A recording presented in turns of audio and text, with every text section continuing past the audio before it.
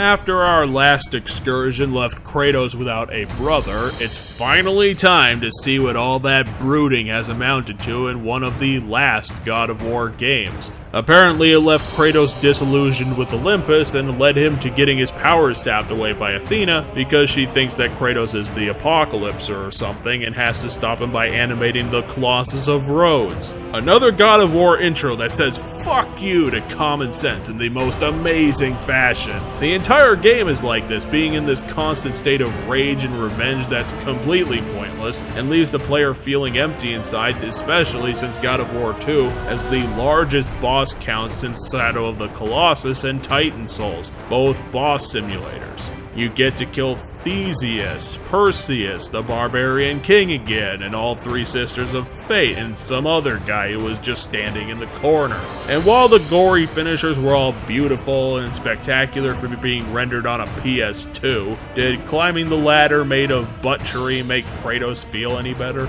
The game's all about determination in the face of the impossible. Kratos is on the warpath and not even death can stop him as he plans to kill Zeus for betraying him. And he does the enemy of my enemy thing when Gaia steps in and reveals herself as the narrator of the whole series, blowing my fucking mind. Then she gets on Kratos' bandwagon for the annihilation of all gods to get revenge on Zeus for killing all the Titans. Although it seems weird that the Titans are teaming up with Kratos and Typhon tries to kill him a half hour later, but maybe the Titans' Skype calls went down that day and the two got off on the wrong foot. Beyond getting Pegasus off the ground, Kratos has to trample his way through 4 goddamn temples that show how far Santa Monica is innovating in the wrong direction. While Kratos has always been tasked to go on ridiculously multi-thousand-mile journeys on all of his quests, they've all been pretty close A to B, yet God of War 2's level design is awful. For most of the game, Kratos is going to be ripping shit up in the same forest-filled ruined temple, and then Santa Monica gives the game so many different levels. There's going to be all this walking and the inevitable backtracking. It's just a frickin' mess.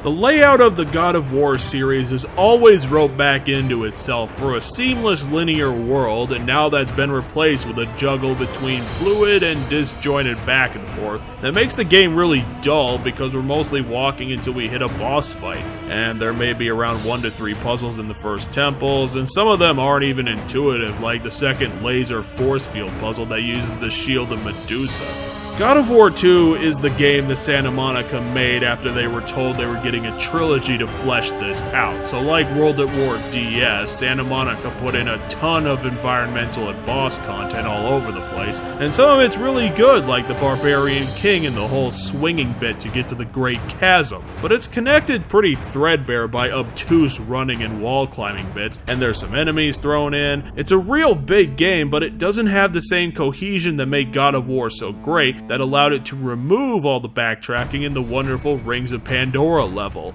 At least the game retains the same God of War combat that's been perfected to a science nowadays, and nope, Santa Monica buggered that up too. The game decides to give you 2 different sub-weapons that are both useless and annoying, because when you keep doing your terrifying blade combos and slashing up the entire Satyr army, then there comes the accidental R2 push, and now you have to break stride because the hammer wanted some playtime. There's no running away from the sub-weapons, you can't toggle them away, and they're always a single button push to even use. A single button that keeps getting pushed even though I'm mashing the O button because my controller hates me. What's worse is that the magic abilities Kratos gets are also really stupid as the Cerberus boss fight. It's not until you get to the Atlas level at the end of the game that you're given a useful magic, an AoE Earthquake. Until then you have to deal with a ranged attack, a multiple lightning bubble wand, and Medusa's gaze again. Horrible, awkward, and total waste of mana. It's an age-old problem for developers. They get some freedom from their publisher, the last game is on the top of the heap and giving them untold popularity, and now they want to make the sequel a spectacular jump off from the original, and basically a giant thank you to the fan. They end up doing so much, and the law of probability says that some of it has to fuck up. For all of my quibbles about bad levels, bad bosses, bad combat that can be found in this game, still can't believe they didn't put Hercules in it. But at the end of the day, they're just surface cracks for a game that gave Kratos an actual reason to be totally pissed off at Zeus when he gave Kratos a weapon that he used to stab Kratos in the bits. The ending was totally satisfying, a brutally awesome fight against two competent sisters that look like the Valkyrie good and Valkyrie evil, a wonderful puzzle boss that beats you over the head without really beating you over the head, and that final climactic showdown with Zeus, where in spite of it being too damaging for its own good, is a true test of combat in the face of a guy that actually protects himself from being bladed with lightning. Plus, Kratos gets another dose of humanity after he kills Athena, who has been on his side since the original game. I hope the Santa Monica keeps the momentum after they pulled that usually terrible cliffhanger ending, but here they made it work, because the climax already happened. And I'm sure that God of War 3 is gonna be amazing and packed with more action than a cheap 90s movie. So until then, I'll give you guys the final scoreboard.